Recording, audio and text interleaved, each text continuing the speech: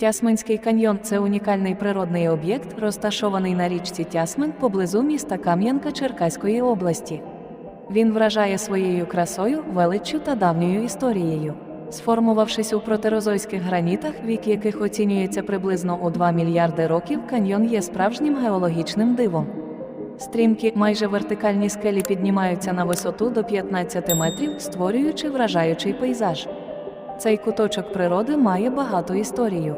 Тут бували відомі діячі культури, такі як Тарас Шевченко та Петро Чайковський, які знаходили натхнення в його красі.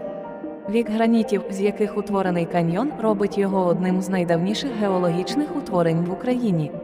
Тясминський каньйон – це справжня перлина української природи. Відвідавши це місце, ви зможете насолодитися красою дикої природи, відчути спокій і гармонію.